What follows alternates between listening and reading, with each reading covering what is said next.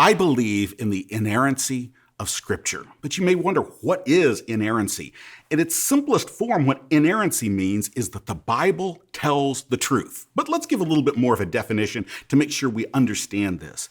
One of the more recent definitions of inerrancy was in the Chicago Statement on Inerrancy, which came out in 1978, and it says this: Scripture is without error or fault in all its teaching, no less in what it states about God's acts in creation, about the events of world history, and about its own literary origins under God than in its witness to God's saving grace in individual lives. And what we see in that definition of inerrancy is that the Scriptures speak the truth about all things externally, and they never contradict internally. So there's an external truth to Scripture that it doesn't contradict reality, and there's an internal truth that it doesn't contradict itself. Now, here's the challenge sometimes.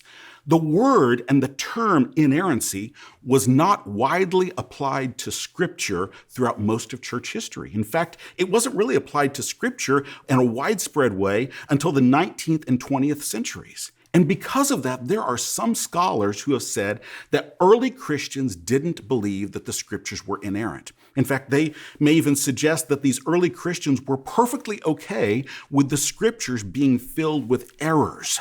And I want to push back against that because that simply isn't the case. Simply because the word inerrancy wasn't used in the past doesn't mean they didn't believe in the concept of inerrancy.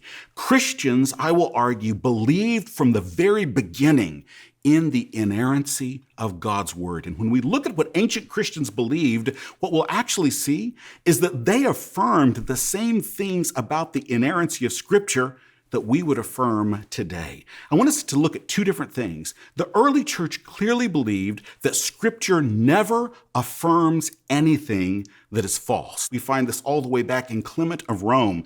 Clement of Rome in the late 1st century wrote a letter to the church in Corinth, and here's one of the things he says in that letter.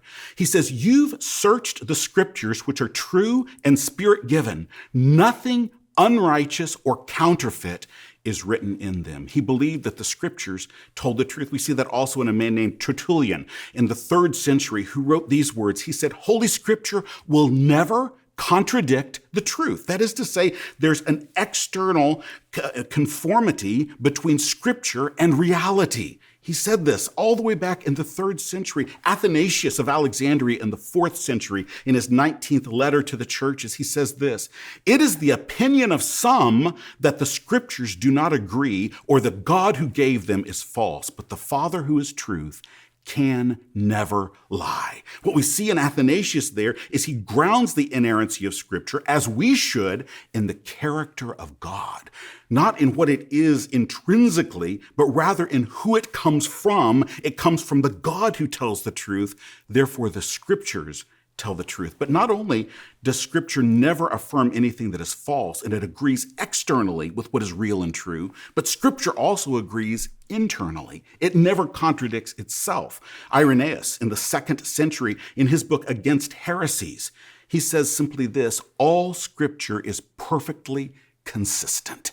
In other words, he's saying Scripture doesn't contradict itself, just like Justin Martyr in the 2nd century as well. In this debate he has with Trypho, he says, "No Scripture ever contradicts another."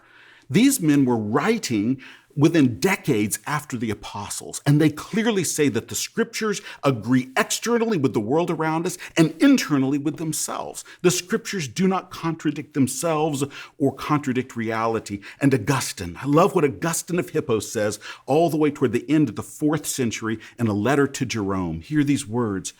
Augustine says, "Regarding these books alone," talking about the Bible, "I most firmly believe that their authors were completely free from error. If in these writings I'm confused about anything which appears to be opposed to the truth," here's what he does. He says, "I do not hesitate to suppose that either the manuscript is faulty, or the translator has not caught the meaning, or I myself haven't understood it." But here's what's interesting. What Augustine never entertains the possibility of is that the Bible itself is in error. He says, I might be in error, there might be a translator who is in error, or it might be that the copy I have is in error. But one thing he knows, the Bible itself is never in error. So the doctrine of inerrancy goes back to the earliest centuries of Christianity. Faithful Christians in every age have believed in the doctrine of inerrancy.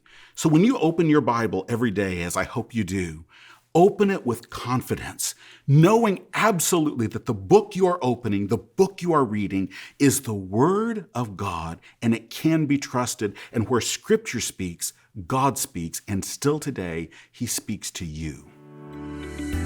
Thanks for watching. If you enjoyed this content, visit sbts.edu/sample to access free theology lectures from Southern Seminary.